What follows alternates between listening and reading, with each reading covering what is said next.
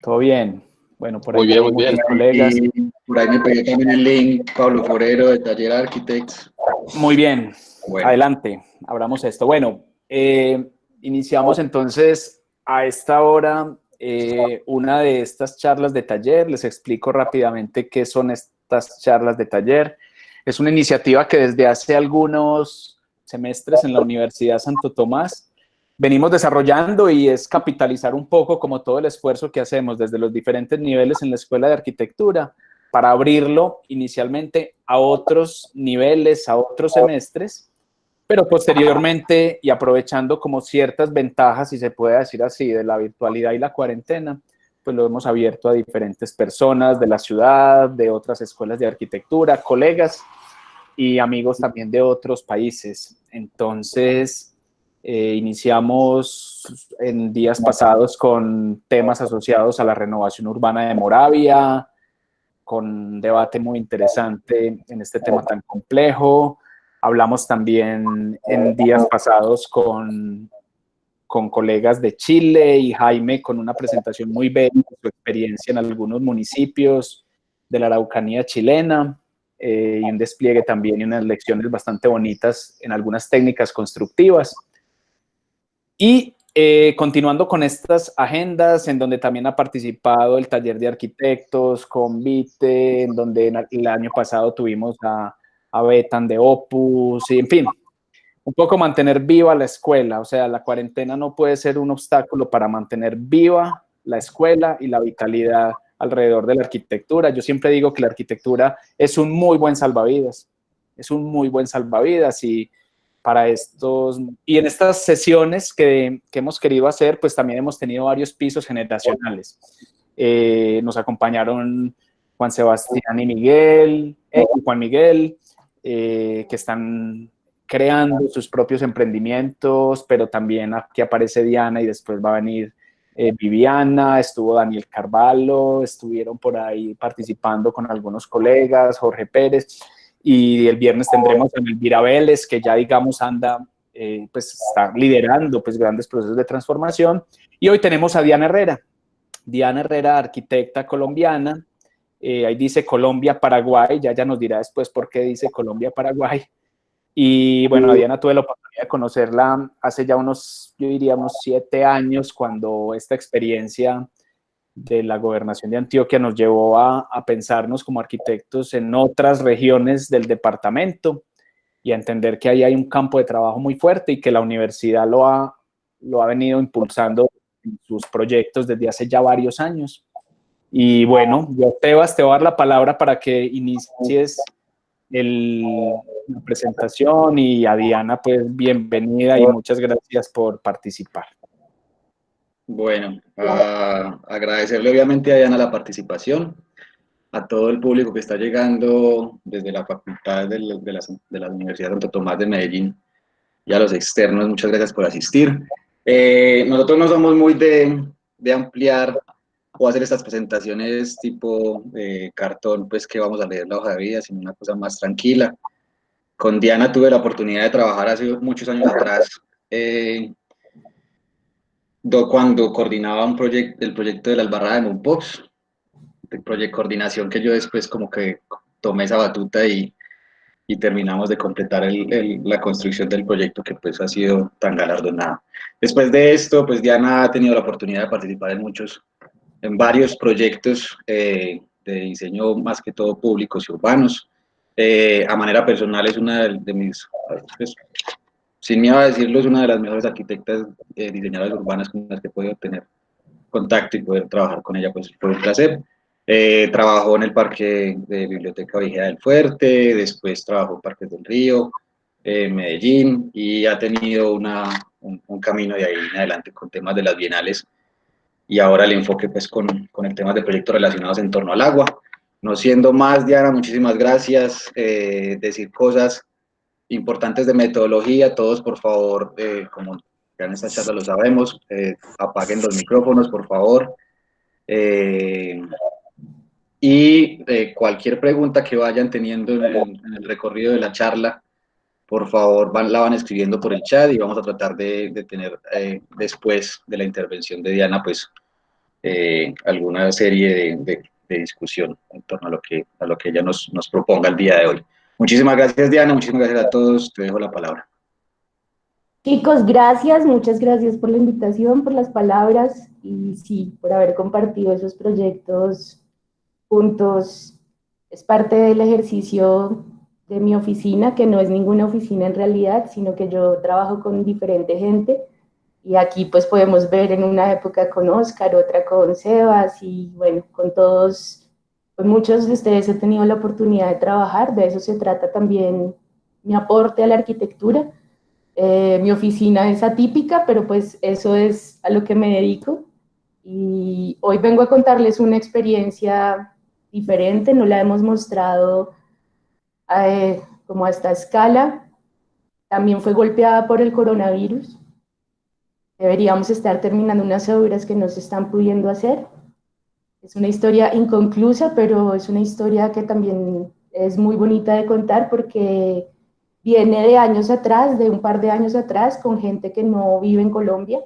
O sea que esta experiencia virtual que hoy nos toca, ¿sí?, por obligación, los invito a que le saquen provecho, a que la redescubran, a que le saquen todo el jugo posible porque es posible trabajar con personas desde cualquier lugar del mundo. No solo en estas charlas, sino realmente crear proyectos y conocer las culturas y los materiales y las técnicas y la herencia de un montón de lugares que están fuera como de nuestro alcance local. Entonces, pues gracias por la invitación. Les voy a contar una historia sobre un barrio que se llama La Chacarita y lo dividí en tres partes. Primero, de dónde salió este proyecto, un poquito de contexto de dónde salió, como el pedido, cuál fue el pedido que nos hicieron. Segundo, les voy a mostrar lo que yo hice, que pensé que era lo que todos estábamos haciendo. Y por último, les voy a mostrar lo que otros hicieron, para que vean las posibilidades infinitas cuando uno le pone ganas y hay gente del otro lado respondiendo preguntas y todos apuntando para un mismo lado. Muy válido, muy válido. Bueno, entonces, bueno, les voy a contar primero de dónde salió esta experiencia. Voy a empezar a compartir mi pantalla para ver diferentes cosas.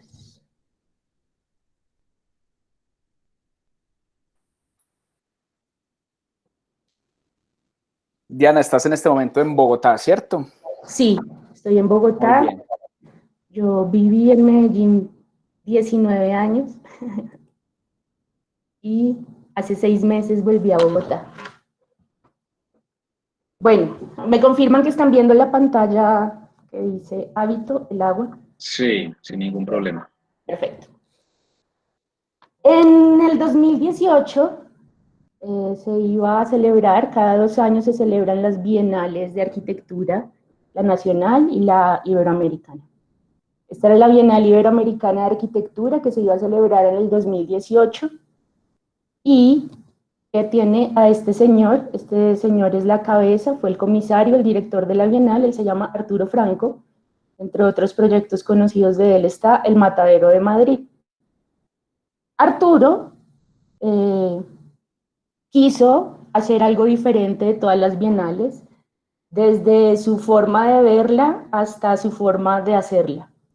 Cuando Arturo me llamó, muy en enero del 2018, y me dijo, quiero que nos acompañes en esta experiencia para ser la curadora de los proyectos de Colombia, pues primero me sentí súper honrada y segundo, no entendía nada de lo que me estaba diciendo porque empezó a hablarme de cosas que no eran para mí lo normal de cualquier bienal. Él nos recibió a todos los curadores de Iberoamérica, países como Argentina, Bolivia, Brasil, Chile, Uruguay, Venezuela, Portugal, Perú, México, Ecuador, en fin. Éramos 13 curadores de distintos lugares de Iberoamérica y nos recibió con este siguiente texto que lo pongo de introducción porque es lo que nos va a dar el contexto para lo que hicimos.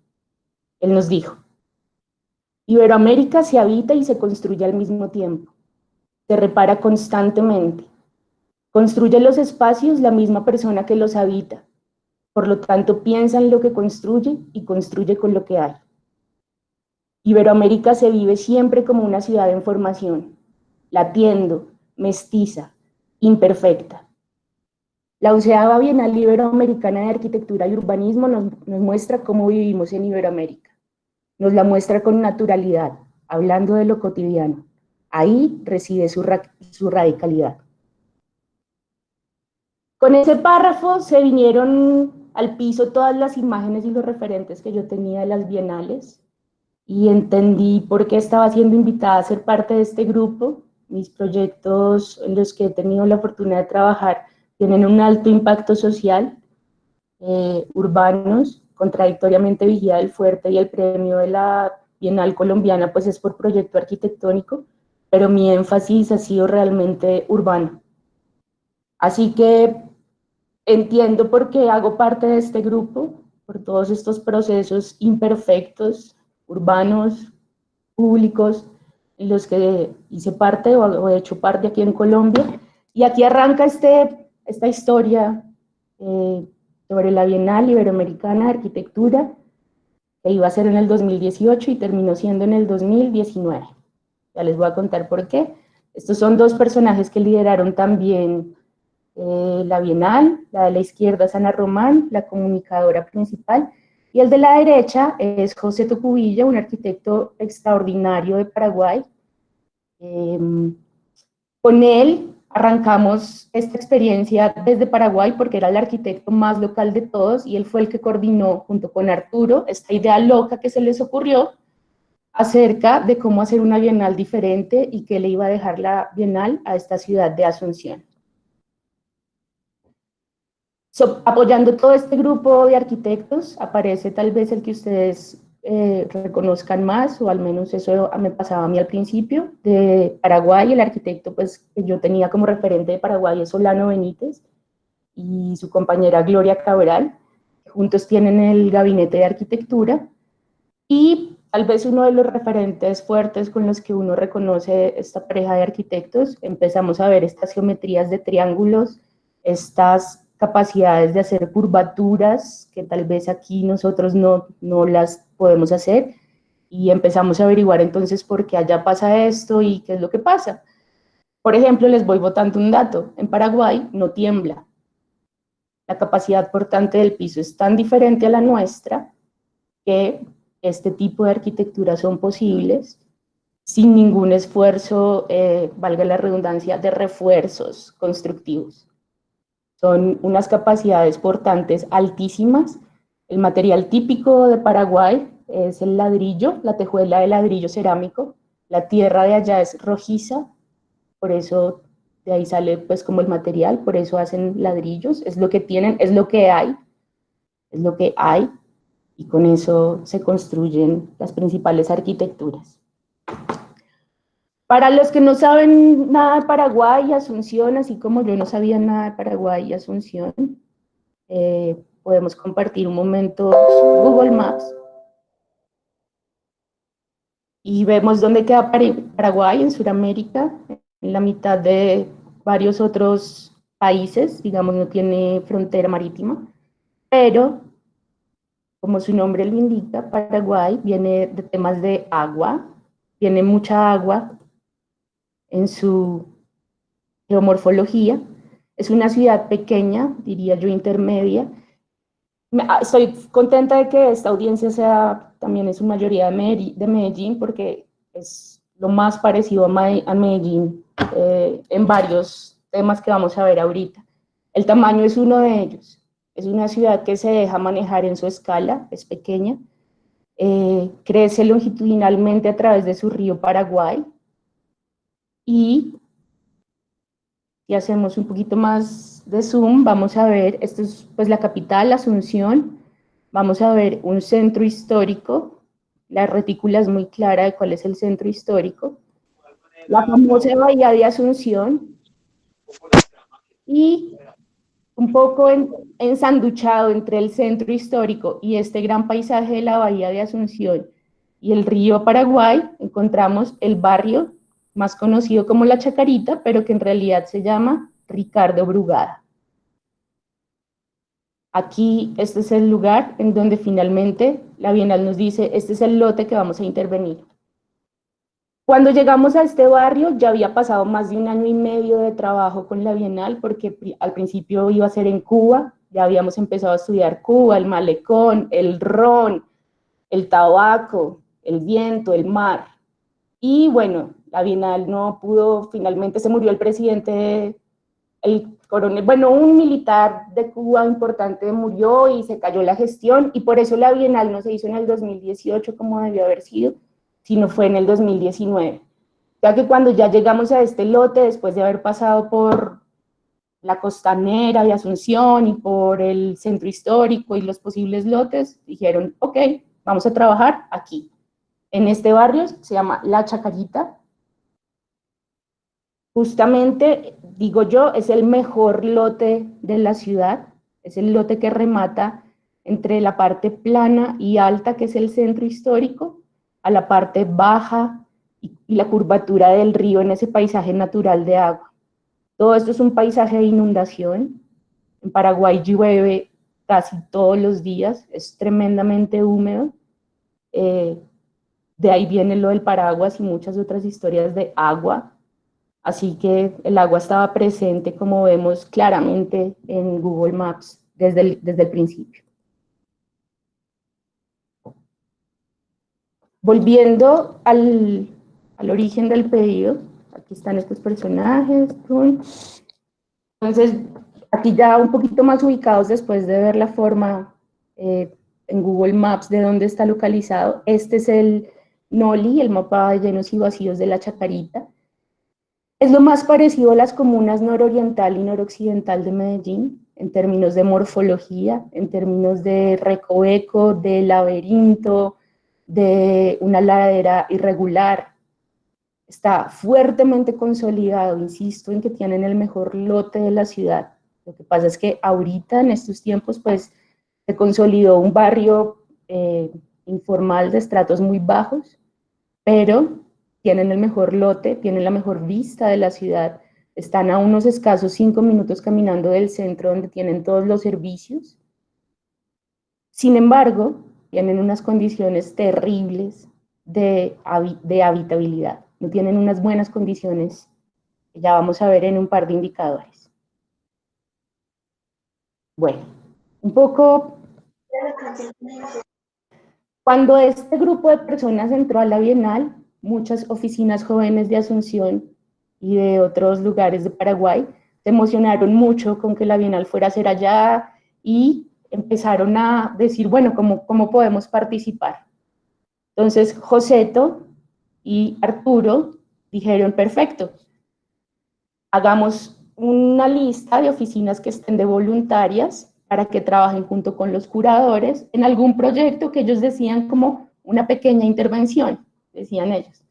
Algo simbólico, algo que le podamos dejar a la ciudad. Yo me imaginaba una banca, una luminaria, una esquinita de algo, o sea, pensábamos que las proporciones eran como simbólicas de algo más contenido. Pero cuando llegamos a la Chacarita, y a raíz de toda esta gente que se fue juntando, dijeron, listo, vamos a dividir esta área de la Chacarita en los 13 grupos, y cada grupo va a tener el apoyo de oficinas locales que se inscribieron para ser voluntarios, para trabajar con diferentes curadores, y tienen cierto tiempo para resolver un problema, y tienen que tratar de conseguir plata para hacer el ejercicio. Entonces eran muchas cosas, además de estar curando los proyectos de Colombia y de lo normal que pasaba con la Bienal. Mi cabeza tenía que estar metida en esto, en un lote que yo no conocía, con gente que yo no conocía. Todo era demasiado ajeno, así que es como un buen ejercicio de cómo lo ajeno se puede volver tan cotidiano a partir de la virtualidad. No hay lío, sí se puede. Entonces, estos son los chicos con los que yo tuve la fortuna de trabajar. Aleatoriamente repartieron equipos de oficinas para los curadores. A mí me tocaron estas 2 oficinas, se llama el grupo Ulata Hawaii y el grupo Arquitectaba. Los chicos de la izquierda tienen una oficina muy dinámica en términos de casas, hacen muchas casas. muy hermosas además, con los materiales y muy bien emplazadas, tienen un muy buen equilibrio de los materiales. Y los chicos de la derecha, Arquitectaba, son excelentes paisajistas. Casi todos ellos tienen magíster de paisajismo. Así que estas dos nuevas visiones entraban a apoyar la idea que tuviéramos conmigo, pero sobre todo era la información local. En ellos, en manos de ellos, ellos fueron mis ojos, mis manos, mi cámara, mi video, mis bocetos. Por ahí durante 8 meses de trabajo continuo, ellos respondieron todas las preguntas que a mí se me ocurrió hacer desde acá. Así que con ellos, y aquí entro ya, ese fue el pedido que nos hicieron. Voy por partes. Esa era la introducción de dónde salió, de la Bienal, de una idea loca de hacer una Bienal diferente, de hacer una Bienal que le dejara algo a la ciudad, y finalmente escoger un lote que no iba a ser ni la plaza central, ni el museo histórico, ni la zona rosa, ni una galería, no. Cogieron el lote donde más contacto con lo real, así como el primer párrafo que les leí, a exponernos a todos nosotros, arquitectos de otros lugares, a tratar de solucionar problemas sin conocernos entre nosotros. Entonces ahora viene esta segunda parte, que yo les voy a contar lo que yo hice, lo que yo pensé que había que hacer. Y esto fue lo que hicimos con mi grupo. Estos fueron los datos más importantes que rescatamos al hacer el análisis, pues además de que, vuelvo e insisto, de que tienen el mejor lote, tienen un tema de cauces hídricos porque toda el agua que baja del centro histórico cae a través de estos cauces como perpendiculares al río Paraguay, y como es una ladera, digamos que por gravedad cae el agua por ahí, ¿sí? No tiene por dónde más pasar. Así que todas las aguas tratadas o no tratadas de la ciudad se abren paso por esta ladera y llegan hasta el río. Tiene unos sitios patrimoniales porque en el origen de los tiempos de Asunción, pues aquí vivían las personas más importantes, que con los años y guerra y todo el tema del Chaco y el problema que tuvo la ciudad históricamente, perdió mucho valor y otras personas se apropiaron fuertemente y son las que habitan ahí. Pero digamos que hay unos sitios patrimoniales y de interés histórico para la ciudad que en este momento no hay como acceso a ellos. Y aquí viene el indicador de donde decido yo trabajar. Una vez más, me vi a mí misma encontrando una cota de inundación y no sabía muy bien para dónde iba con todo esto cuando nos habían dicho que era una pequeña intervención que esperaban como de cada uno de nosotros.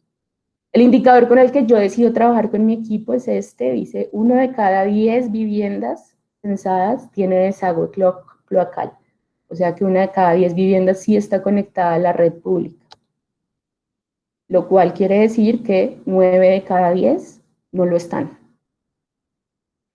O sea que literalmente, perdón la expresión, pues era un mierdero literal.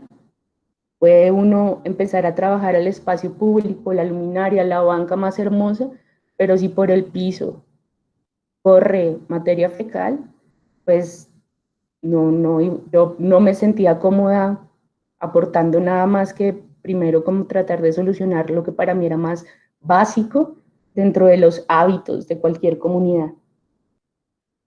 Así que yo creí que habían repartido el área de toda la Chacarita más o menos equitativamente entre todos los grupos, y a nosotros, a mi grupo nos tocó esta mancha roja, que luego llamamos el biopasillo o el sendero del agua, también ya le están diciendo algunos, el sendero del agua, que tiene un área de 3.110 metros cuadrados y que por su tamaño la vamos a dividir en distintos sectores para entenderla un poco más.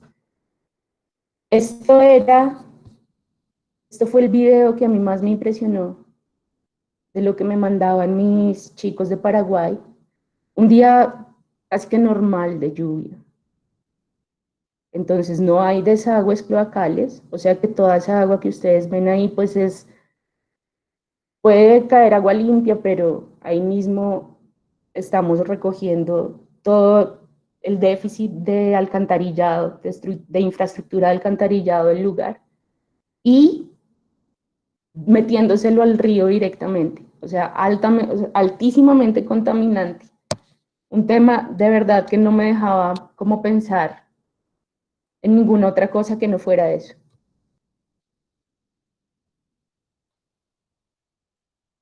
Listo.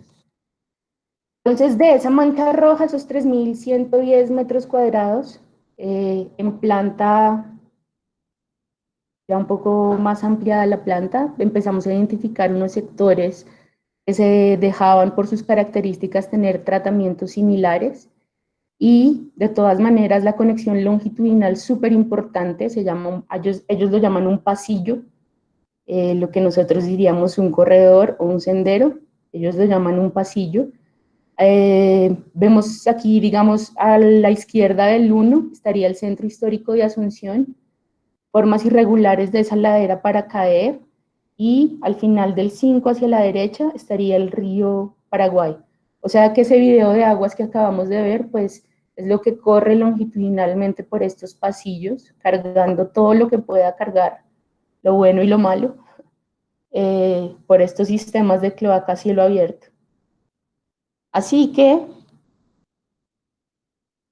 como les dije, había dos temas. Uno, que me parecía muy grave, como diseñarle algo estético a esto cuando el problema por debajo pues era tan complejo, por un lado.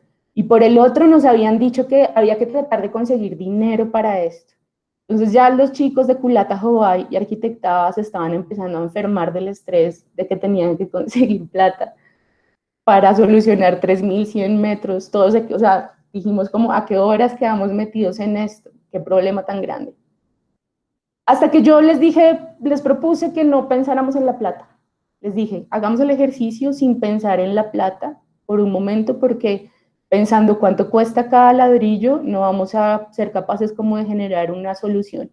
Creo que es más importante, o el aporte en este momento, puede que no sea una obra física, pero pensemos en una solución que les sirva a futuro. Y ahí hubo un cambio como de chip en el pensamiento de ellos, se tranquilizaron mucho más y dijeron, listo, dejamos de pensar en la plata y empezamos a buscar una solución. Y empezamos a hablar mucho de sus experiencias constructivas, de las mías, y aquí viene un poco algo en lo que yo creo profundamente, y es en tratar de pensar como una unidad temas que nosotros tenemos separados en nuestro sistema público. Las alcaldías y las gobernaciones tienen Secretaría de Infraestructura Pública, tienen Física, perdón, tienen otras secretarías de redes, de saneamiento, o está EPM, y hay otra Secretaría de Medio Ambiente. Y claro, se supone que deben trabajar integradamente, pero en la vida real debería ser un solo plano, un solo corte, un solo detalle, que trate de juntar estos tres mundos para minimizar no solo los gastos, sino el desgaste de la comunidad y maximizar las soluciones. No tener que volver a abrir porque se me olvidó la red, porque va a pasar el gas, porque voy a sembrar un árbol. No, tratar de pensar la tajada completa en términos de espacio público, de saneamiento o de redes y de la parte ambiental. Entonces ese fue nuestro primer como punto de partida. Vamos a amarrar estos tres mundos en uno solo y vamos a generar un metro cuadrado que tenga estos tres componentes. Bueno, además, no me voy a adelantar, voy a seguir con esto.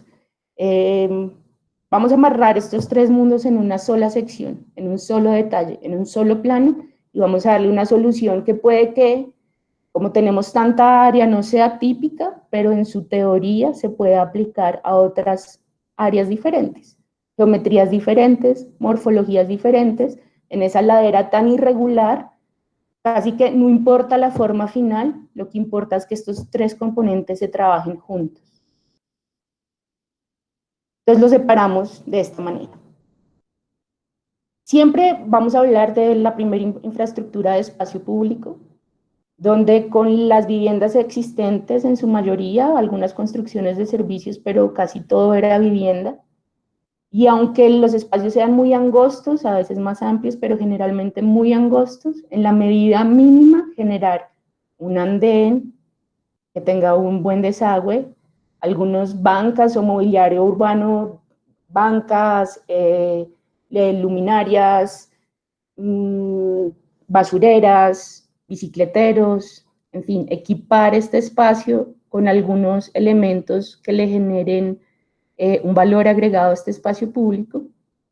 Y por el... Dímelo. Una duda ahí, ¿sabes más o menos en qué anchos oscilaban, qué medidas tenían más o menos estos espacios? 1,20. 1,20 es el mínimo del andén que dejamos, 1,20.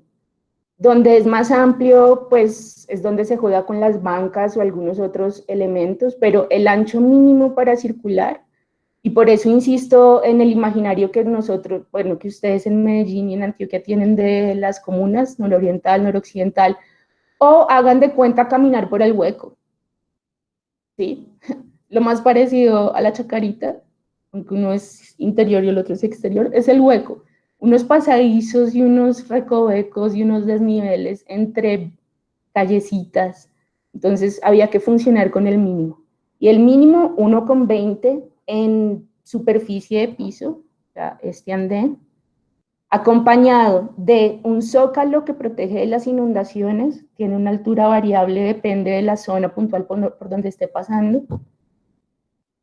Digamos, en los materiales muy locales, siempre, yo insisto, no importa la forma, obviamente sí me importa, no es que no me importe, pero en este momento de la conversación, la pregunta no era si la banca era cuadrada, triangular, circular, no, sino que hubiera una banca en donde se necesitara. Ya luego íbamos a ahondar en la forma. Había como unos principios que pudiéramos tener una superficie continua y nivelada, que se pudiera equipar con el mobiliario, que tuviera materiales del lugar, obviamente que la mano de obra fuera de la comunidad.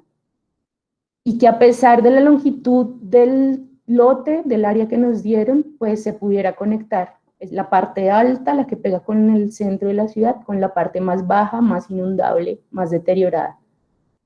Esa era como la premisa en términos de la infraestructura de espacio público. Y aquí viene el componente sanitario, de saneamiento, que a su vez empieza a preparar el componente de paisajismo. La premisa, si una de cada 10 casas estaban conectadas, pues fuera que 10 de cada 10 lo lograran. En esa misma sección, en ese mismo ancho, íbamos siempre a tratar de dividir los anchos mínimos que encontrábamos donde fuera posible con una huerta, con este tipo de huerta, que mide lo mismo que el andén, 1,20 y 1,20, en donde esas huertas van a estar conectadas a la infraestructura cloacal de cada una de estas casas, convirtiéndose en el primer filtro antes de pasar realmente a la red de alcantarillado. ¿Para qué?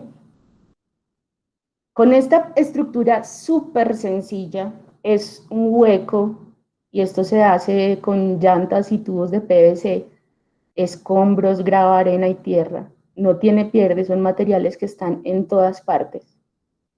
La idea, lo que queríamos hacer era plantear un sistema alternativo de tratamientos de estos afluentes. ¿Cómo? Convirtiendo ese insumo de materia fecal en abono para unas huertas mínimas que me pueden generar alimento para la comunidad. Entonces, estas huertas, esta propuesta, viene a partir de una teoría de fitodepuración y evapotranspiración. Aquí viene el componente muy fuerte de esa oficina arquitectada, y bueno, y Culata Jobay también ha hecho muestras de esto en las casas que construyen, es decir, funciona, se necesita 1 metro cúbico por persona para que el sistema funcione. Repito, los materiales son muy básicos y la gente ha encontrado en esta manera íntima, digamos, de manejar sus alimentos, ¿sí? Es una idea un poco fuerte, yo sé, pero siempre vuelvo como a la pregunta de dónde creen que viene el abono de la comida igual que se están comiendo. Y es una forma de completar un ciclo, de bajarle la carga a un sistema de alcantarillado, de no cargar todo el río, de solucionar un problema también de alimento, de espacio público y de la infraestructura de saneamiento. Esta infraestructura de saneamiento se convierte como en el sándwich entre el espacio público y lo ambiental. Funciona porque estas plantas tienen unos nutrientes con capacidad de absorción y nitrificación de esa materia fecal. Entonces, depende del lugar de vida. Estoy segura que aquí en Colombia también funcionan varios sitios. Obviamente no se van a dar estos mismos alimentos, pero muy parecidos. Parecido a la yuca, parecido al banano y algunas hojas como hortalizas. Hay que hacer, claro, hay que hacer el cambio siempre al sistema de vida en el que uno esté hablando, pero en ese lugar puntual de la Chacarita, estos son los alimentos que se pueden dar en estas huertas comunales con muy, muy baja inversión, digamos, económica, se logra un cambio altísimo. Entonces, fue una idea un poco fuerte, no era algo puntual, es una teoría que empezamos a proponer y que afortunadamente tuvo muchísima acogida. Creo que la que más estaba impresionada tal vez era yo misma de estar proponiendo esto, pero la comunidad lo aceptó tremendamente bien y la municipalidad también, o sea, muy entusiasmados con la idea y le están buscando en este momento como cómo pasar esta teoría a diseños puntuales por encima de la cota de inundación de la Chacarita. Entonces, digamos que ahí hay un avance grande. Sin embargo, bueno, digamos que yo no me quería quedar por fuera del ejercicio de diseño que estaban haciendo el resto de personajes. Cuando llegamos a este punto, claro, mis chicos de Paraguay ya se hablaban con las otras oficinas y como a los 2 meses de trabajo nos dimos cuenta que todos tenían unas áreas mucho más pequeñas, 40 metros, 50 metros, 60 metros, y nosotros teníamos 3.110 metros. Pero dijimos, bueno, o sea, ya metido el dedo, metida la mano y démosle salida a esto lo mejor que podamos. Yo realmente no quise como llamar a nadie a decir, ay, no sé, esto es mucho. Tuve muchas ganas de hacerlo, o sea, como que no entendí, pero al mismo tiempo dije, bueno, es parte del ejercicio que está haciendo la Bienal. Y como no nos conocíamos entre los curadores, pues tenemos un chat entre curadores, pero como con mucho cuidado en las preguntas que uno fuera a hacer, ¿cierto? Que se supone que todos estaban entendiendo, yo no quería ser la loca que no entiendo. Entonces, bueno, con esa teoría ya nos fuimos al lugar, a cada uno de los lugares, a ver cómo vaciábamos esa teoría puntualmente en estas distintas geometrías, amplitudes, alturas. Aquí vamos a ver como diferentes morfologías de ese suelo de la Chacarita, cómo se podría vaciar esta información que nosotros habíamos propuesto.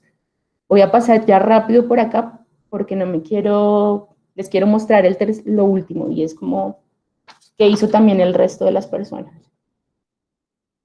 Dividimos el sector en 5 partes, vamos a empezar de arriba hacia abajo y vamos a empezar como de donde uno llega obligado del centro de la ciudad. La plaza de acceso la llamamos así porque, como les digo, es de donde uno entra, no hay otro lugar para entrar a la Chacarita. Esto es como el remate de las calles que uno ve y por estas escaleritas entra uno a la Chacarita.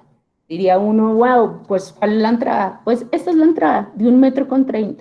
Por ahí entra uno a la Chacarita y por ahí pasa todo lo que tiene que pasar. Entonces hay como unos filtros de la geometría misma, ¿no? Como no va a pasar todo, la Chacarita no pasa todo, pasa lo que quepa por ahí. Proponíamos entonces, obviamente con los materiales del lugar, esos pisos en tejuelas, ese ladrillo cerámico, todo tiene este color rojizo allá, nivelar la superficie que fuera continua con el acceso principal de la ciudad, hacer una siembra importante. De repente aquí no eran tan importantes las huertas porque pensábamos que era el punto más amplio y más plano. No vamos a encontrar otro lugar ni más amplio ni más plano en el resto de la Chacarita, así que consolidamos este lugar como la plaza de acceso, lugar de eventos, donde se pudiera hacer casi que la fiesta de Año Nuevo aquí y quepan todos. Y pensando también en el cambio de uso que se está dando en estas manzanas que terminan como el centro histórico consolidado y se empiezan a deshacer en su uso cuando llegan a la Chacarita, no saben qué son, qué hacen. Pero con un tratamiento de estos espacios públicos, pues seguramente estos frentes de estas casas puedan variar sus usos a algo más de servicios, de comidas, diferentes estancias. Entonces digamos que la arquitectura aquí no está marcando un solo uso, sino que va a dejar que pase lo que tenga que pasar en su zona más amplia. Así se ve el acceso desde una aerofotografía, unas imágenes que empezamos a construir donde se empiezan a ver repetidamente los elementos de mobiliario urbano, los colores de la tierra de allá, la tejuelita, mirar dónde podíamos ampliar zonas verdes en la medida de lo posible, empezar a tener estas siembras de estas huertas y también darle mucha fuerza a los árboles frutales, que todos estos árboles alineados tuvieran el tema frutal muy a la mano. Generar sombras, muy importante el tema de la sombra, no saben el calor húmedo que hace allá y uno no tiene dónde estarse. Entonces, vamos a ver que estos mismos elementos se repiten en el resto de los tramos. Esta segunda parte es la más angosta y la que tiene el mayor desnivel en la altura. Las escaleras. Aquí ya empiezan a haber unos temas con la comunidad, que hay un muro torcido, pero que se puede enderezar, se puede socializar. Si este señor dona esta sesión, se puede recompensar con cualquier otra cosa, como enseñándoles a gestionar proyectos con la comunidad. Esto tuvo unos talleres de imaginarios muy fuertes, muy discutidos, hasta que se fueron como aclarando ideas de todos los lados. Digo yo, nadie sabía bien para dónde íbamos con todo esto, hasta que este tipo de conversación, como ya llegar a decir sesión ante la comunidad y que no se molesten porque entienden que es mucho más la ganancia que la pérdida de 12 metros cuadrados. ¿Qué pasaría si se cede esos 12 metros cuadrados, se alinea ese muro, ahí no se está tocando ninguna casa, se nivelan los tramos de las escaleras lo más típico posible, se acompaña de un pasamanos, se abre el espacio para la siembra, para estas huertas comunales, se marca lo más que se puede el acceso principal, claro, es angosto, por ahí se entra, pero se puede poner un buen punto de encuentro, una buena iluminación, unos paneles de información de qué voy a encontrar allá adentro en la Chacarita. ¿Cómo serían esos puntos muy angostos con estas huertas que estamos proponiendo? Pues se cede la mitad y la mitad, se nivela bien esos tramos, se acompaña del pasamanos y se abre el espacio perfectamente para tener estos alimentos pues al frente de cada una de las casas. Ejercicios de qué pasaría si no se logra la sesión con la comunidad, como que ellos vean las mejoras, entonces ahí se entusiasman y dicen, ok, perfecto, vamos a hacer esos metros. Esta tercera parte, que es como el centro, el corazón del sendero, el cruce de caminos longitudinal y transversal, tiene dos partecitas, una muy pequeñita, un pequeño recuadro acá, pero puede ser el corazón del proyecto. Se llama lo que ellos dicen un icúa. Icúa quiere decir literalmente en guaraní un pozo de agua. Es decir, que aquí de la nada sale un afluente de agua natural, un manantial de agua. Yo ya voy para 2 años estudiando todo esto y sigue siendo un misterio para mí cómo dentro de toda esta ladera tan irregular sigue sobreviviendo este Icúa, este pozo. Entonces, esta pequeña casita de acá con este huequito, bueno, ese es el Icúa. Y por aquí sale agua limpia, absolutamente limpia y pura. Entonces, ese era el corazón que queríamos rescatar. Además, vemos que tiene un altar, una tragedia, un niño desafortunadamente se ahogó y como que después le pusieron una reja y le dejaron ese altar. Es un punto cargado de mucha historia para la comunidad, pero sigue prestando el servicio del agua. Así que es como contradictorio estar ahí, es un poco negativo, pero al mismo tiempo hay vida, es de donde viene el agua pura, de donde se surten pues todas estas casas vecinas. Y la parte de abajo, la parte más amplia, es este pedacito que se arma como una plazoleta. El chico que se ahogó se llamaba Gonzalo, así que esta plazoleta y ese Icúa tienen ahora el nombre de Gonzalo Duarte en honor a él. Y esta es nuestra propuesta para esta zona. Definitivamente proteger ese hueco y que eso no vuelva a pasar a través de una banca que es también tanque de agua. Vamos a prevenir que haya huecos, vamos a hacer una superficie continua, vamos a contener el agua que mágicamente, porque si es mágicamente, sale justo acá. Entonces vamos a recogerla y vamos a distribuirla. Todo lo que se ve lateral va a ser ese canal por donde pasen las redes, donde estoy haciendo toda esa conexión de la fitodepuración, pero siempre el elemento también me va a servir de banca. Es una banca corrida, es un tanque de fitodepuración y es un borde para todas las redes que necesite para que el sistema funcione.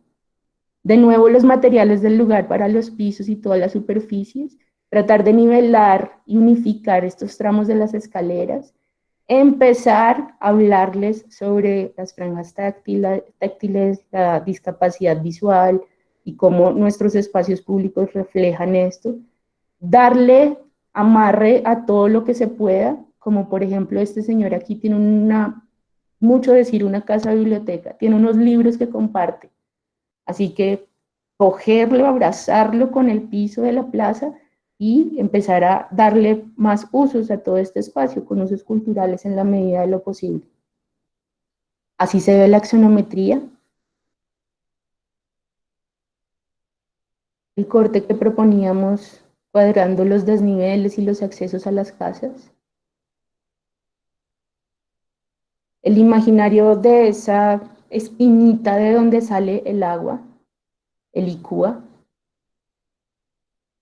y la parte baja de la plazoleta, donde el tanque, la banca tanque y el sistema de la fitodepuración, acompañado también pues del árbol de la región que es la jacaranda.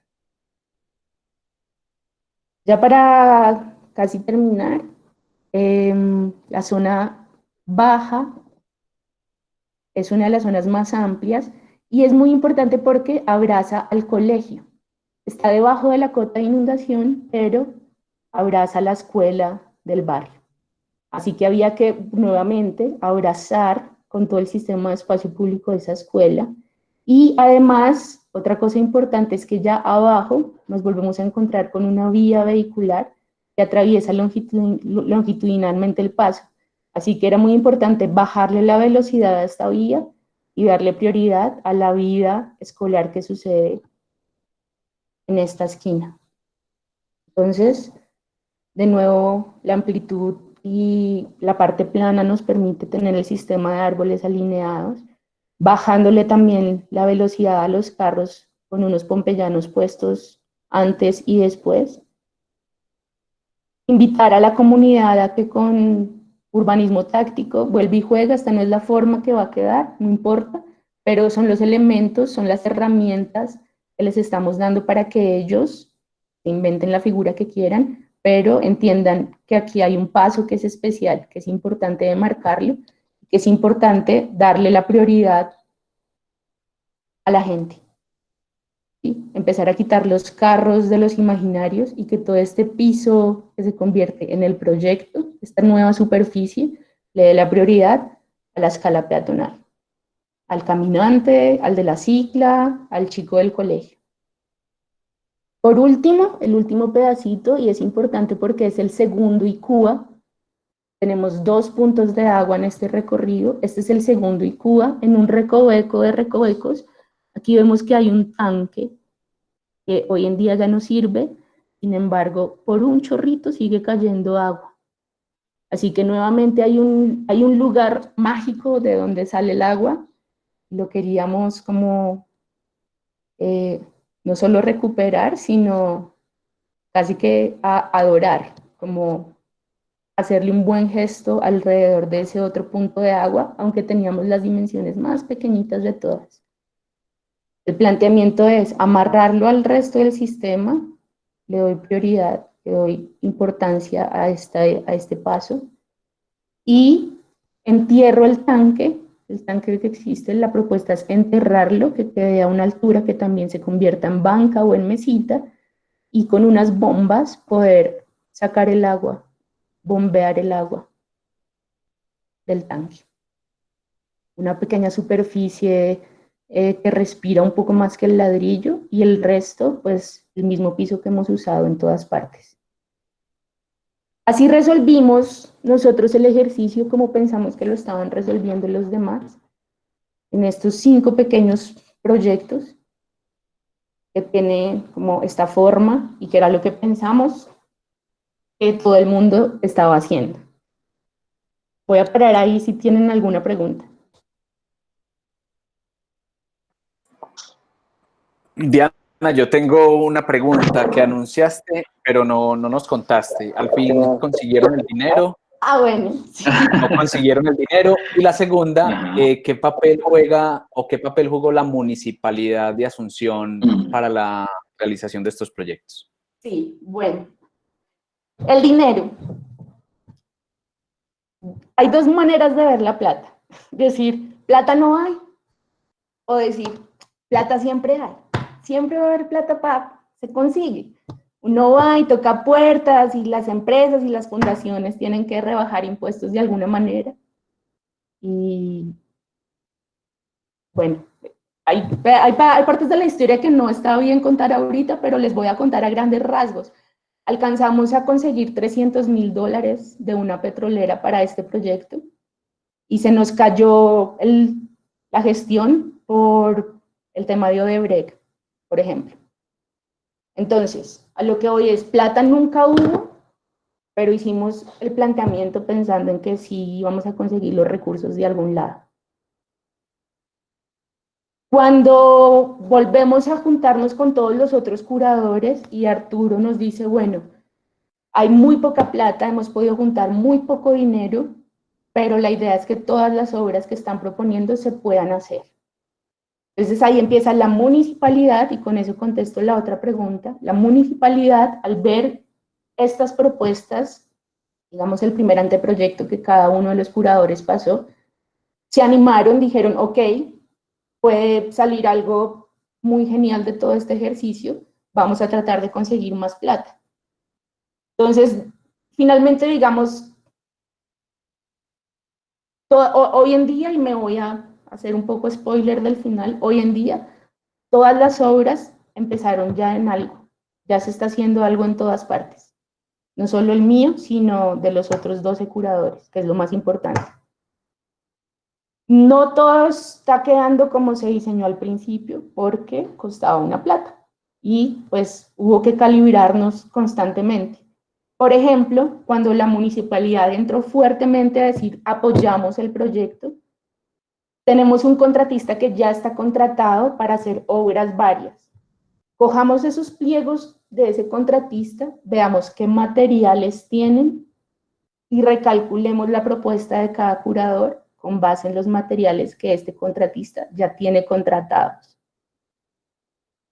para ahorrarnos unos 3 o 4 meses de gestión, de licitar, aprobar, en fin.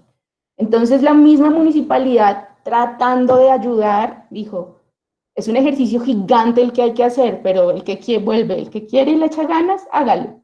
Fue tenaz para nosotros, nos tocó coger los pliegos de condiciones de un contratista de Asunción, que ya tenía unos materiales aprobados, y transformar nuestra propuesta a sus materiales, para que él pudiera arrancar distintas obras con lo que ya tenía contratado. Eso nos obligó a todos a unificarnos de alguna manera, mucho, de alguna manera no, del todo, porque nos teníamos que acomodar unos materiales que ya estaban contratados.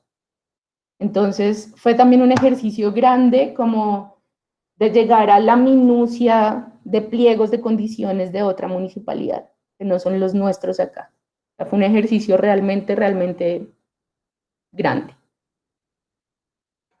Sobre todo y que teníamos esos 3.000 metros cuadrados, es que no era una plaza de 50 métricos. Claro. Bueno, hemos conseguido donaciones cada vez más. La idea era como realmente terminar de hacer esto. Cuando hubo ya una puesta como en escena de lo que había pasado con todos los otros grupos, hasta Arturo dijo, pero ¿qué pasó con el grupo de Diana? ¿Quién le dio tanta área? ¿Yo qué hago? ¿La devuelvo? Quito. Yo hablo solo de uno y Arturo decía, no, o sea, es lo mejor que nos puede pasar. Pero no nos hagas spoiler de lo que se viene. No, porque ya lo voy a empezar a juntar para que juntemos una cosa con la otra. Te hago una pregunta ahí antes de que pasemos a esa otro componente, el cuarto. Para terminar de redondear un poco el tema del proyecto, no sé si lo dijiste, pues discúlpame, no me di cuenta. ¿Cuál fue el tiempo de desarrollo que tuvieron para la propuesta? Y de una vez que lanzó la segunda, ¿tuvieron algún tipo de acompañamiento de profesionales técnicos para el desarrollo pues, de las obras que estaban proponiendo? Sí, mira, yo conocí a Culata Hawaii y arquitectaba en enero. En junio ya habíamos pasado a pliegos de licitación del otro contratista. O sea, en 6 meses hicimos la propuesta, la hicimos primero con nuestros materiales, le sacamos cantidades de obra y luego replanteamos todo con los materiales que ya estaban contratados. Y tuvimos acompañamiento, la municipalidad cuando se metió mucho en el tema, lo que hizo fue poner a nuestra disposición en todos los comités, pues al ingeniero de suelos, al electricista, al hidráulico, al eléctrico, para tener como un soporte más técnico en algunos puntos. Especialmente, por ejemplo, nosotros que tuvimos tanta área, cuando ellos vieron que estábamos tratando de solucionar realmente la tajada completa, como digo yo, pues dijeron, hablen con ellos, cojan a todos los ingenieros de la municipalidad y pregunten y coordínense. Entonces, sí hubo apoyo y tiempo, como siempre, no había. Como siempre. De todas maneras, si hacemos el símil, y por acá por el interno me decían eso, si hacemos el símil con los proyectos de acá, concursos y demás, pues es un buen tiempo, 6 meses. No me Muy bueno, acuerdo. muy bueno. Ajá. Pero vuelvo y juega, yo me salí del rango, o sea, los otros curadores en 6 meses hicieron proyectos de 80 metros cuadrados. ¿Sí? Lo cual, pues, tiene todo el sentido. Ahí sí era la frase de una pequeña intervención, un pequeño aporte que nos estaban pidiendo. Pero digamos que este error aleatorio, porque ellos repartieron lotes aleatoriamente, lo que hizo fue que se consolidara un proyecto que es más grande. Porque lo que pasó, y empiezo ya a hablar también del final, es,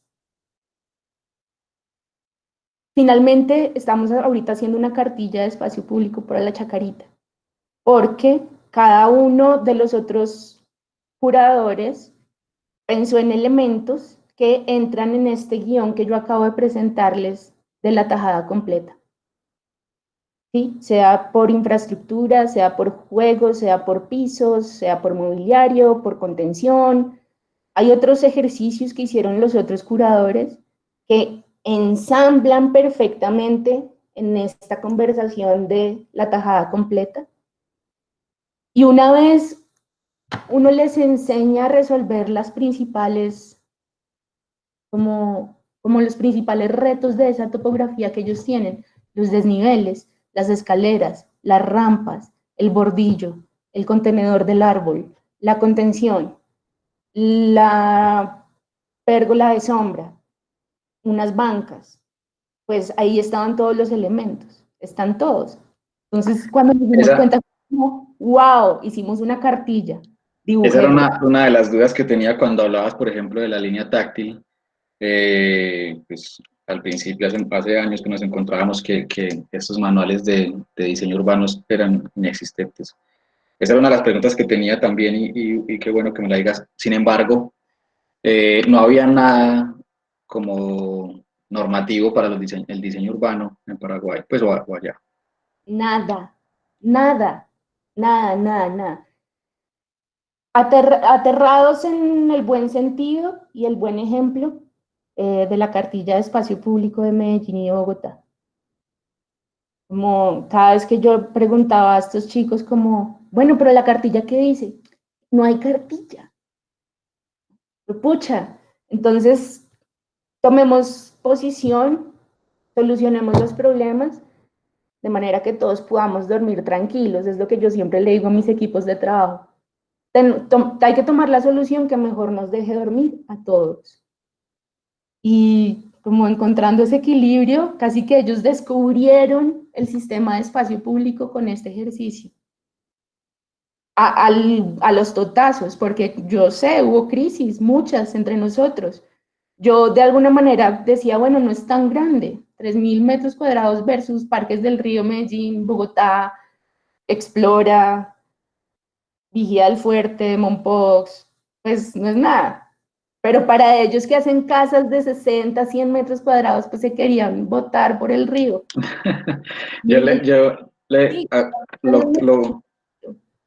lo conecto aquí con una pregunta que hace Carlos Cano, no sé si está por ahí y la quiera desarrollar un poquito más.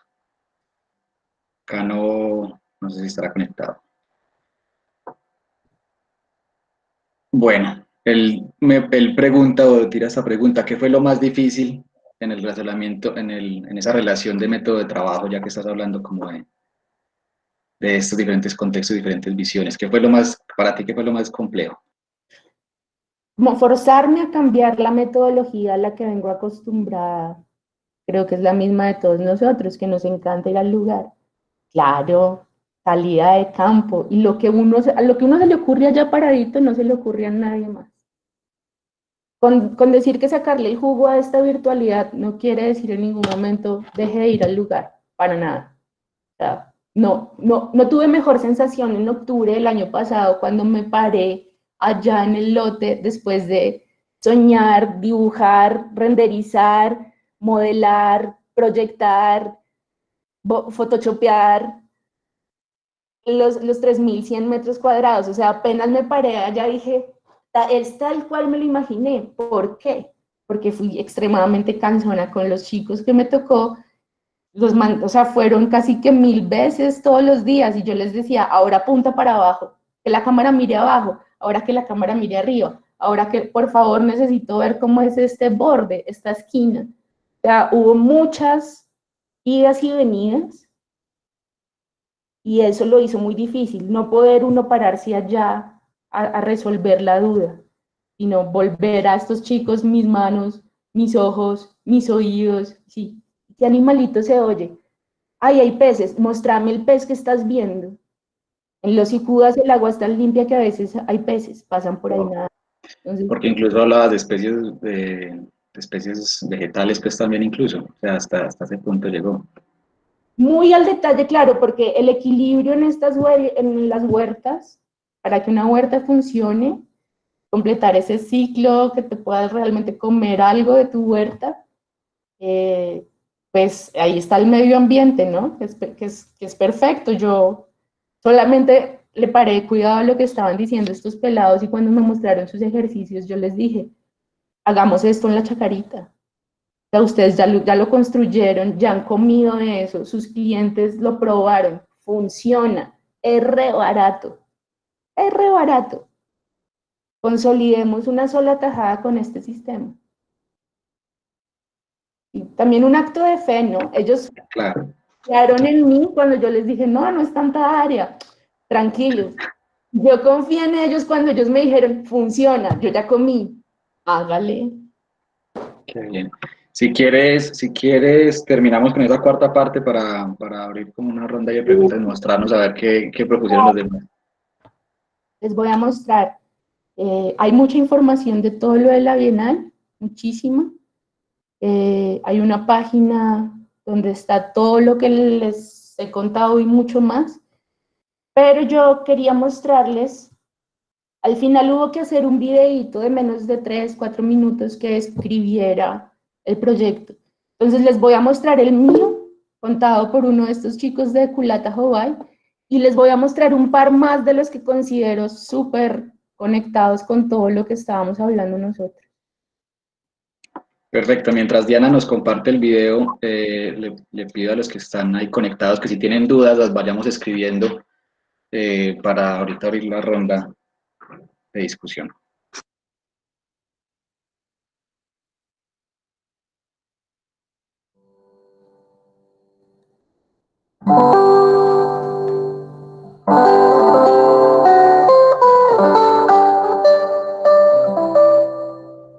El proyecto Sendero del Agua propone una intervención urbana de unión de lo que es la ciudad formal, en la calle Caballero, arriba, con la Chacarita. Desciende por unas escalinatas, salvando una diferencia de nivel de más o menos 10 metros, y continúa rodeando una escuela, atravesando una avenida Florencio Villamayor, y terminando en otra plaza súper orgánica donde hay un tanque. En todo este recorrido hay 2 nacientes de agua, por eso el proyecto se llama Sendero del Agua. En dichas nacientes, en el descanso de la escalinata, planteamos una plazoleta de nombre Gonzalo Duarte, en homenaje a un niño que falleció justamente en esa naciente, porque hay un pozo que es peligroso de cierta manera, cosa que también intervenimos. Y la otra naciente es el remate de todo este recorrido, donde lo que hacemos es, nos basamos en 3 ejes, que es espacio público, calles, veredas, mayormente es peatonal en todo este recorrido. Identificamos lugares con potencial de ser plazas o plazoletas y proponemos una unificación de pavimentos, rectificación de escalones, para que todo sea lo más accesible y ergonómico posible. El principal problema que encontramos es que 1 de cada 10 casas está conectada al sistema cloacal, lo cual quiere decir que 9 de cada 10 casas no lo están. Y en este sistema irregular de ladera, y el tema de la Bienal, siendo el tema de la Bienal el hábito, el agua, no podíamos pensar en otra cosa más básica que replantear este sistema de la forma en que todos se puedan conectar, se pueda mejorar la infraestructura de saneamiento, al tiempo que la infraestructura de espacio público y que la infraestructura de paisajismo, porque actualmente las calles funcionan como drenajes a cielo abierto. Las aguas negras y las aguas grises, las aguas residuales, no tienen ningún tratamiento. Entonces, queríamos que nuestro proyecto girara en torno a este indicador, que es el más básico de los hábitos de cualquier comunidad. El tratamiento de estos sistemas de sanitarios lo hacemos con sistemas de fitodepuración y tanques de evapotranspiración que aprovechan la materia fecal de los desechos sanitarios como nutrientes para vegetación con capacidad de absorción y nitrificación de esa materia. Entonces, estamos proponiendo sistemas alternativos de tratamiento de esos efluentes en un sector donde ni siquiera hay redes cloacales estandarizadas, ¿verdad? Entonces, en eso se resume ese proyecto que vamos identificando puntos que son plazas y recorridos que ya son escalinatas, son pasillos, son calles, también aprovechando esas nacientes que son recursos naturales que están ahí, que hoy en día están rebosando y derramándose y desperdiciándose. Puede que nuestro proyecto definitivamente le va a quedar a la comunidad, va a quedar en la Chacarita para siempre y es un proyecto que va a trascender la Bienal y eso nos llena de ganas de seguir haciéndolo y de empezar a resolverlo en los detalles. Estamos listos para seguir trabajando.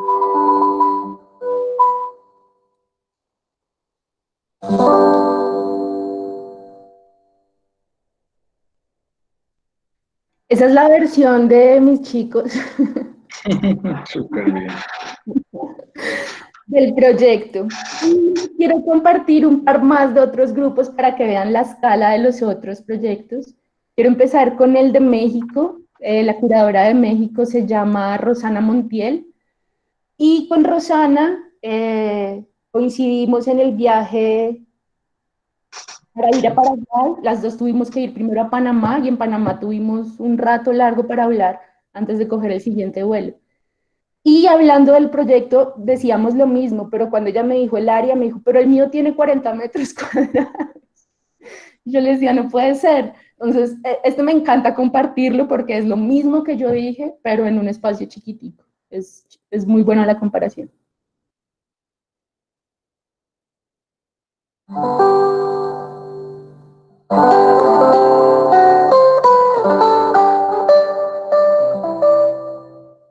Nuestra área de intervención es una plazoleta, que es la plazoleta H13, se la ha denominado así, ¿verdad?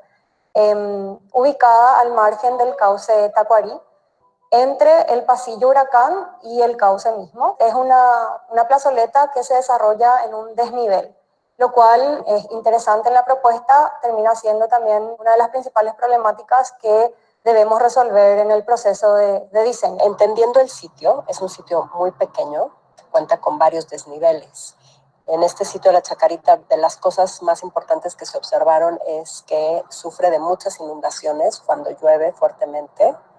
La otra es que no hay mobiliario urbano, no hay ningún espacio de juego para los niños. Y por otro lado, también el trabajo de los pavimentos. Entonces, ¿cómo podemos trabajar con los pavimentos, con los desniveles, involucrar el juego con los niños y generar mobiliario urbano a partir del juego? ¿Cómo canalizar el agua y que el agua se convirtiera en un elemento fundamental del proyecto? Uno de los hitos más importantes definitivamente fue el taller participativo que realizamos en la plazoleta misma con los vecinos de la zona. Lo particular fue que tuvimos una alta participación de niños y nos dimos cuenta que los niños son en gran parte los que activan ese sitio, ese lugar. Logramos identificar 3 cuestiones principales que surgieron del taller. En este juego de desniveles que ya existían, las escaleras están en muy, muy mal estado y entonces decidimos que cambiaríamos las escaleras, cambiaríamos el pavimento, pero al rehacer las escaleras iría integrado el canal de agua,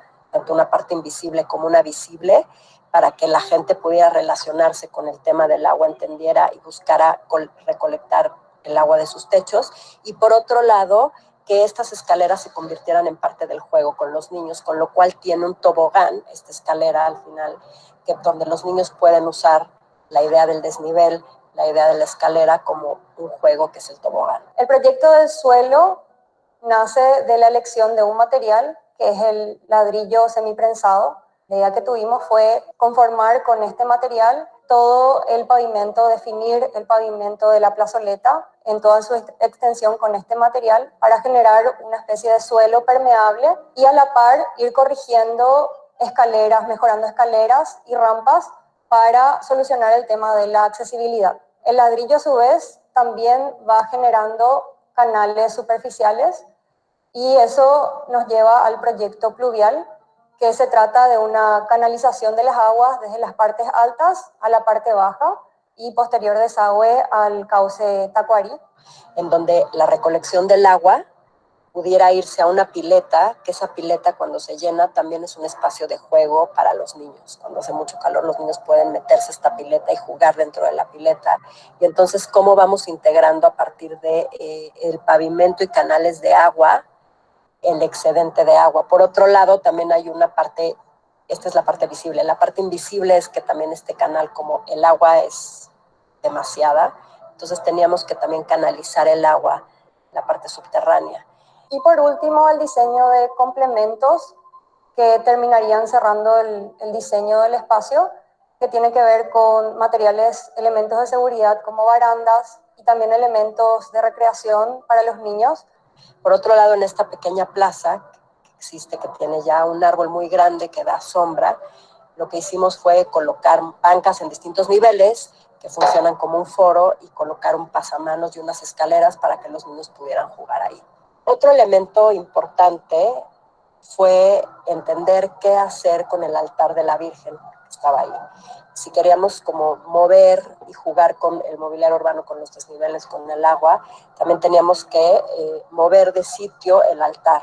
Pero bueno, fue como moviéndolo y como creando un espacio especial para este altar, podíamos resignificarlo. La propuesta finalmente trata de consolidar una de las centralidades del barrio, generando un espacio reunitivo para los vecinos, esta especie de foro de encuentro y sobre todo un espacio de juego seguro para los niños.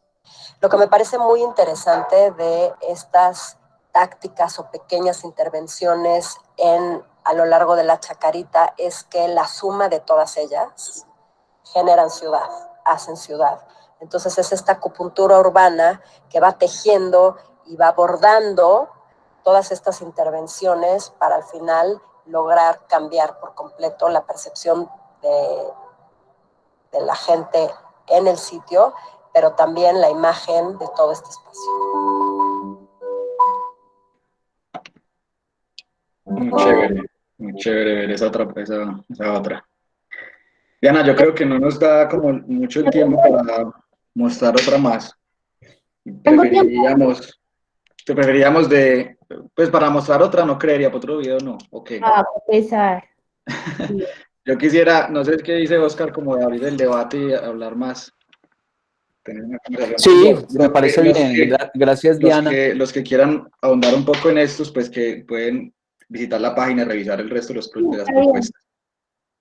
Me parece muy interesante la conversación. Hay muy buena información, Diana. Ahí sumamos el link. Quiero darle la palabra a las personas que han asistido. Si tienen alguna pregunta que consideren, bienvenidas. Yo igual ahorita tengo unas apreciaciones que las daré pues ya más para el cierre. Yo sí tengo unas, bueno, sí, a ver, esperemos. ¿Hay alguien por ahí que quiera preguntar algo específico?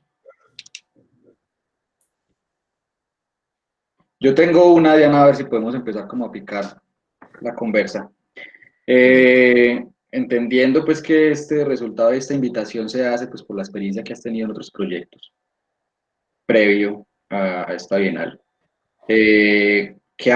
¿Cuáles fueron los mayores aprendizajes previos que influenciaron drásticamente de pronto en esta propuesta? ¿O cuáles creen que fueron esos de pronto que cogiste, no, cojamos de tal proyecto puede estar esto y les explicabas a los chicos cómo los había solucionado en otros proyectos? Yo creo que todos los proyectos en los que he trabajado con el agua me empiezan a dar como un paso a paso, mi propio paso a paso, que lo comparto y si les sirve bien y sino que cada uno vaya entendiendo cómo manejar el tema del agua. Definitivamente el primer proyecto con el que yo entendí la complejidad del agua pues fue Mompox, trabajando con el río Magdalena, que además tuvimos un excelente acompañamiento técnico. De los mejores acompañamientos técnicos que yo he tenido en proyectos de agua fue ese, que afortunadamente fue el primero, porque me dio muchas herramientas de haber hablado con los expertos. Nunca un río es igual a otro, dicen por ahí, y esto sí que aplica para la arquitectura y el urbanismo. Y dicen también por ahí que el agua es muy delgadita y se mete por todo lado. Entonces, no hay un río igual al otro, pero ese primer proyecto también respaldado técnicamente me enseñó los temas importantes a tener en cuenta en proyectos de río. Cuando trabajé en Vigía del Fuerte, o sea, el río Atrato, el pedido era diferente, era una escala diferente del pedido, Sin embargo, ya habiendo aprendido lo que se había aprendido del río Magdalena, pues no teníamos una cota de inundación dada por ningún técnico, pero allá nos fuimos con los chicos, con Farid, con Lucas, con Mauricio. Allá nos paramos a ver la mancha de agua de inundación. Con lo aprendido en Monpós, llegamos a Vigía del Fuerte, a nosotros al ojo marcar una cota de inundación y trabajar con ella. Ya cuando uno llega a otro proyecto con otro río, pues ya entro más canchera. Bueno, ¿cuál es la cota de inundación? ¿Sí? Y empieza uno a entender que todos los ríos son diferentes, que la complejidad técnica detrás del equipo de trabajo, pues eso es lo que a mí me parece lo mejor de todo. No es una solución de un ser, sino negociemos entre todos los frentes de trabajo, que el biólogo, que el de las aguas, que el de la luz, que los árboles, que todo esté en un equilibrio para que todos durmamos tranquilos, digo yo otra vez. Todos dormimos tranquilos, está bien. Claro.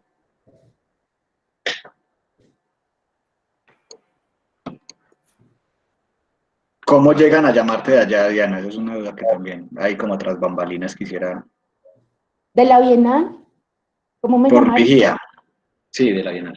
Bueno, yo también me lo pregunté, de hecho, cuando recibí la llamada, yo dije, ¿seguro? ¿Seguro? Sí, tú eres Diana Herrera. En el 2016, Vigía del Fuerte se ganó el premio iberoamericano en la Bienal del 2016 y yo fui a recoger el premio. Y yo estaba muy sensible, muy sensible porque acababa de pasar el plebiscito para el no, que ganó el no. Creo que fue el 2 de octubre y yo fui a recoger el premio el 6 de octubre. Y yo todavía lloraba de ver que había ganado el no. Y cuando me dieron el premio, yo me paré y dije, como del corazón, dije, es increíble que a mi país le dé la espalda a un territorio de estos, pero el 98% de la gente de Vigía del Fuerte votó sí a la paz. Yo les dije, puede que el país le dé la espalda, pero aquí quedó una semilla muy bien sembrada de lo que se puede hacer cuando la gente quiere. Y en esa sensibilidad, yo no sé qué fue más lo que... pero como 2 minutos me paré a decir cosas, como estaba yo, como que no lo puedo creer. Y después del evento se me acercó mucha gente a decirme, me hiciste llorar, nos pusiste de...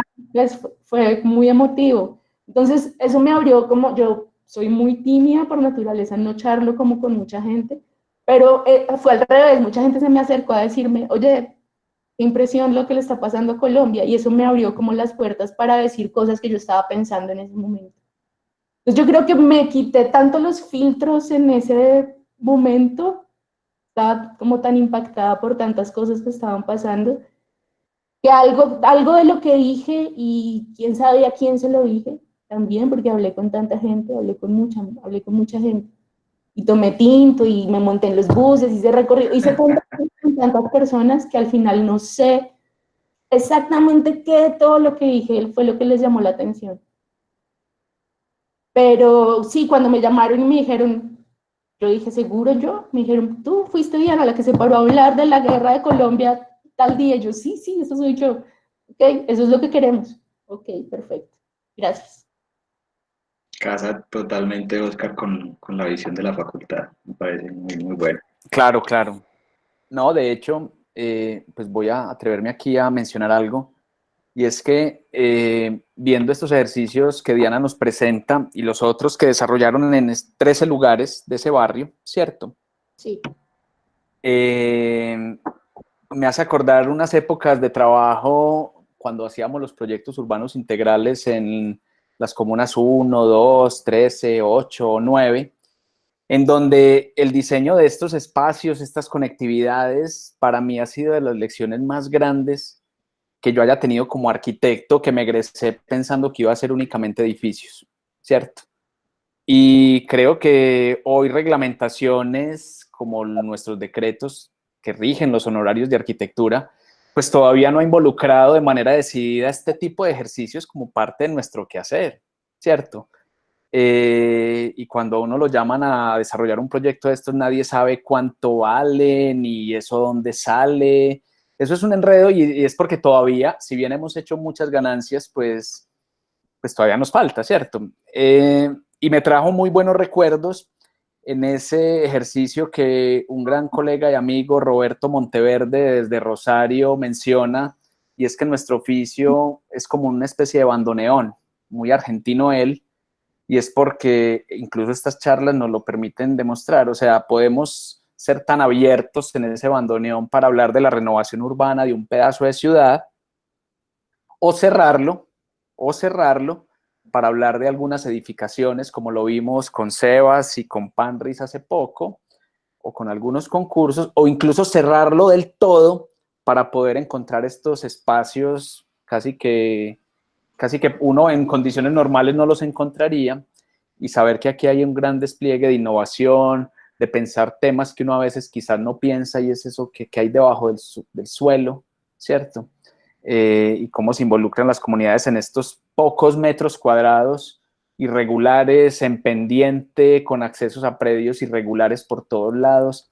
Entonces, pues quería manifestar esto, ¿cierto? Como la validez, Sebas, y Diana, de este tipo de ejercicios para que un estudiante entienda, y como lo hablábamos ahorita antes de tu charla, Diana, con Ana Elvira Vélez, preparando la charla del viernes, y es que mucha de nuestra vida sucede pasando la puerta hacia afuera, ¿cierto? Si bien hoy estamos de la puerta hacia adentro, pues más de la mitad de la vida, y yo me imagino esto pues un sábado, un domingo en condiciones normales, pues esos pasillos pues son la sala de las casas. Entonces, pues valoro mucho como que el ejercicio de nuestra profesión llegue allí, y somos obsesionados y este mensaje se lo quiero dar a todas las personas que siguen, y es: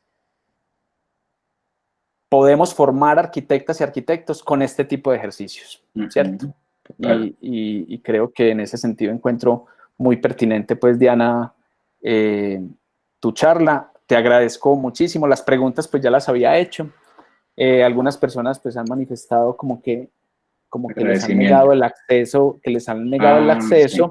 Sí. No sé qué pasó, no sé si es que tengo problemas en la conexión, pero esto igual quedará grabado y lo haremos llegar a las personas interesadas para que multipliquen el mensaje.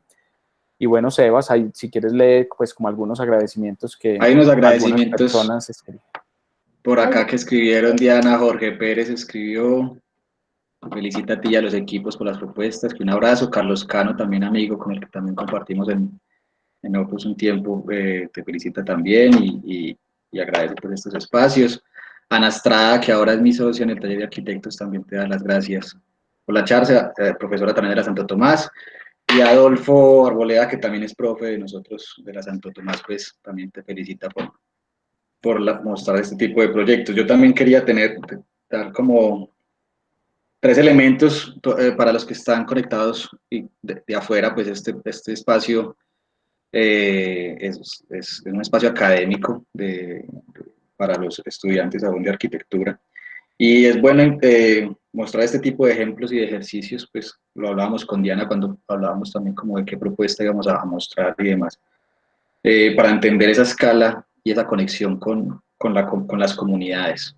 Creo que eso lo aprendimos. Yo también, mi primera escuela también fue Moonfox, la primera escuela fuerte, desde el concurso, bueno, y después en el desarrollo. Y desde ahí, pues como toda esa visión con los temas ambientales y también con los temas de comunidad, pues ahí fue donde se me picó el tema de la sociedad, y bueno, terminó siendo maestría y todo de las ciencias sociales. Bien interesante esta visión, muy pertinente en estos momentos. El tema de la productividad, de la toma de decisiones rápidas durante los procesos.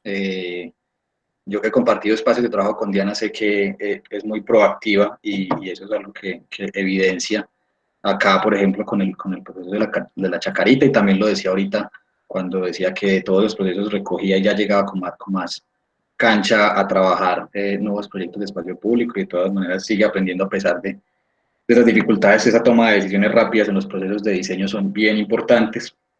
Y una cosa que a mí siempre me ha importado y me ha interesado es esa diversidad de formas para mostrar proyectos. Ahí nos mostrabas una presentación, pero también se dieron a la tarea de dejar un video, que cada proyecto pues dejara diferentes tipos, no solo la presentación o el panel o de pronto una maqueta, pero dejar un video y dejar constancia y evidencia de toda la propuesta en diferentes formatos.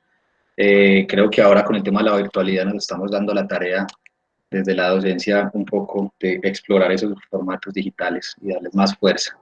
Agradecerle a Diana, un abrazo muy grande, no sé si quieres aportar. Hay una de pronto en pregunta, estos Sebas, temas. en el Bueno. chat que pide nuestro estudiante de octavo semestre, Ricardo Santa Fe. Abre el micrófono, Ricardo, y hazla. Claro. Bueno, muchísimas gracias por el espacio y a Diana también por compartir esa experiencia que nos compartiste.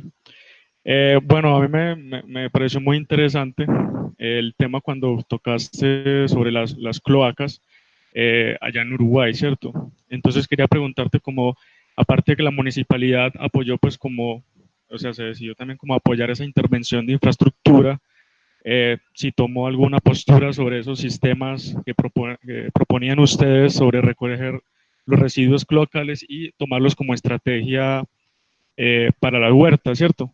Teniendo en cuenta pues que digamos que ya aparece un tema que son viviendas que ya están pues obviamente pues en físico y digamos que quizás se pensaría que habría que intervenirlas para poder generar un sistema nuevo de redes y redirigir todo este tema de residuos a las huertas. Entonces quería como para ver si, no sé, ¿qué te dijeron desde la municipalidad con esto? Muchísimas gracias. Este tema es carnudo, se presta para conversaciones de todos los tipos, social, cultural, económica, infraestructura, pero mira, más que la municipalidad, porque la municipalidad ahí lo que hace prácticamente es, si la comunidad está de acuerdo, pedalea con nosotros. Entonces ahí lo importante fue que la comunidad fue la primera que dijo, hágale. Estamos absolutamente interesados, a ellos también les favorece económicamente tener un producto, el cual solo dar 5 o 6 pasos, salir, cogerlo, entrar a la cocina y prepararlo. Como no hay redes ahorita, no hay que pensar cómo pegarme a la red, no existen. Por eso también hacemos el énfasis de trabajar la tajada completa.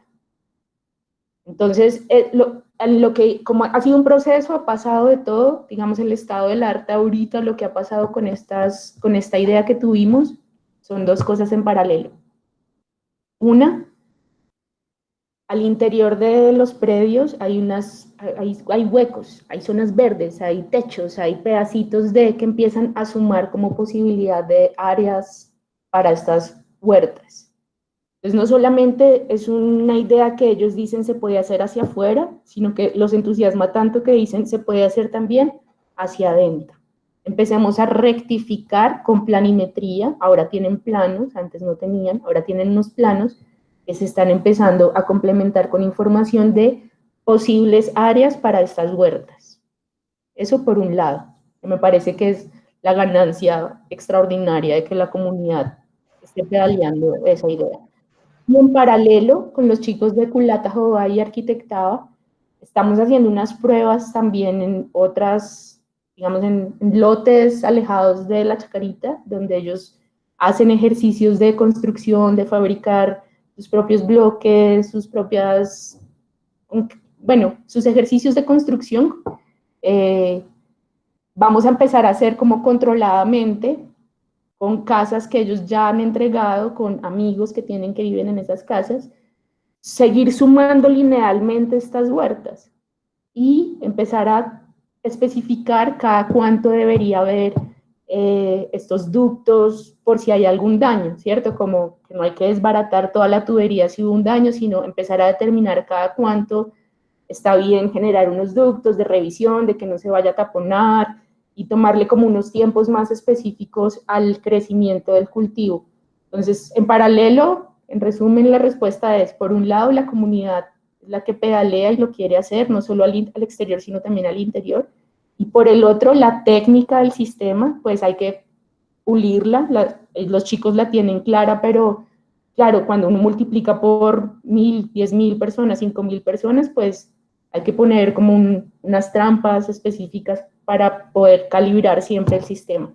Entonces, eso es lo que está pasando ahorita con estas huertas. Diana, una pregunta. No sé, Ricardo quiere... Sí, no, simplemente pues la pregunta pues también nace es porque yo hace unos días atrás, creo que eso es una información que nos compartieron de la universidad, hay una reunión del Colegio de Arquitectura de Perú donde participó Aravena y fue muy, muy interesante esta charla porque ahí estaba un ente político, pues creo que el Ministerio de Vivienda, un representante del Ministerio de Vivienda, el ministro, perdón, era el ministro, en donde pues también explicó pues cómo estaba todo ese tema del proceso, bueno, etcétera, todo lo que tiene que ver con eso. Y digamos que al final pues empezaron obviamente a tornarse la conversación muy política y todo, y Aravena toca un tema muy particular y que me parece que se relaciona mucho con la propuesta que propones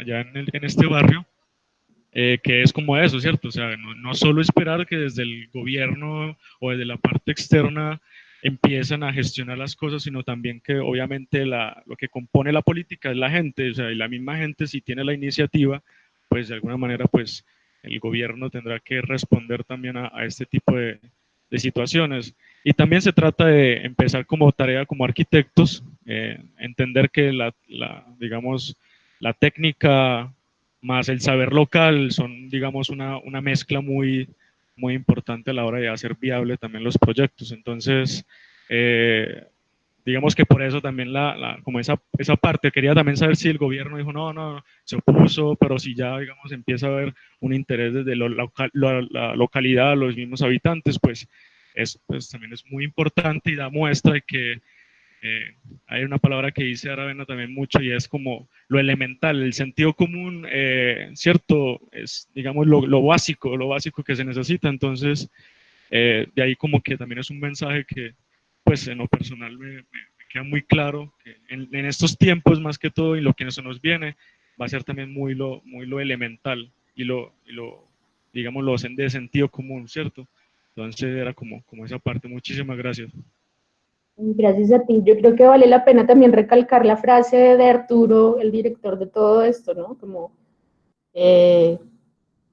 los hábitos, lo básico, con lo que hay.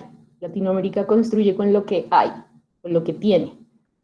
Y el poder de la comunidad, obviamente. Si la comunidad, o sea, si este evento de la Bienal fue en octubre del año pasado y pudo haber quedado ahí, ya, se acabó el evento, listo, se acabó. No. Poseto, Arturo, Solano, lo que hicieron fue activarle el cerebro a la comunidad y ahora la comunidad es la que le dice al gobierno, bueno, ¿quién sigue? ¿Qué obra sigue? ¿Dónde están los materiales? ¿Quién lo va a construir? ¿Cuándo empieza la obra? Y la presión política, si somos seres políticos, así no nos guste, va a haber un cambio administrativo ahorita en Paraguay, es Paraguay, no Uruguay, en Paraguay, y ya al que vaya a hacer campaña a la Chacarita, o le mete la mano a la Chacarita o no votamos por usted. ¿Le da continuidad a este proyecto o cuál es su posición con este proyecto? Claro, total.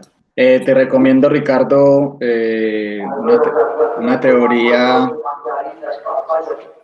de las ciencias sociales pues, que es retomada de la informática, que se llama estrategias bottom-up, de abajo para arriba, para que la consultes y la leas, que es bien importante. Hay varios teóricos que han hablado sobre esto. ¿Algún otro? Yo tenía una pequeña duda, Diana, y no sé si me meta pues como en temas muy privados, pero ¿cómo se vinculan las oficinas a la Bienal? ¿Les pagan o es un tema de voluntariado? No, es un acto de amor, muchacho. Así es, me parece muy bien. Bueno, Sebas, ¿te parece? Bueno, dale, Diana. Dale. Cuando vimos que yo tenía tanta área, cuando empezaron a pedir más recursos, Arturo y José sí me dijeron, el presupuesto que hagas, cobra.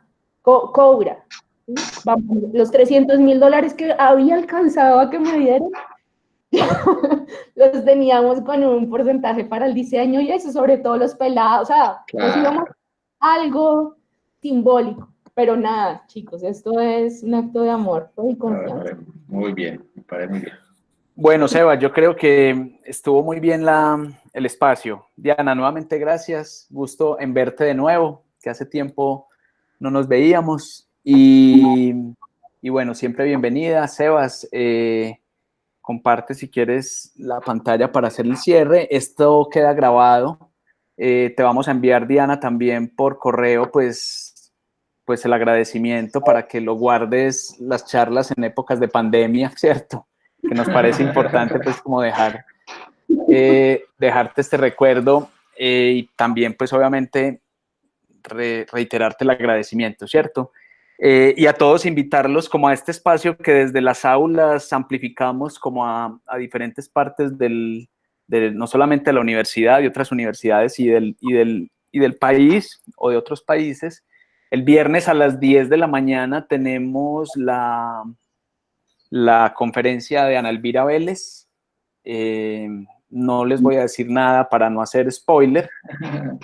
El próximo miércoles también haremos una charla de taller con otra gran colega y amiga, Viviana Peña. Ella está en Madrid en este momento, entonces también podemos un poco conversar con ella, también parte de la situación que se está viviendo al otro lado del Atlántico. Y les cuento que ya incluso algunos colegas de otras universidades, de otros países, específicamente ayer un colega de Valparaíso en Chile, me levantó la manito y me dijo, yo quiero participar de estas charlas, contarle lo que estamos haciendo en los cerros de Valparaíso. Entonces es posible que abramos otro espacio quizás el 20 de mayo, ¿cierto? Y darle pues como actividad a la escuela. Yo no tengo nada más que decir, Sebas. Despedirnos, vámonos a almorzar y Diana, un abrazo. Gracias a ustedes, chicos. Feliz. Listo. Sebas, gracias. Diana, gracias por el espacio. Ya te mando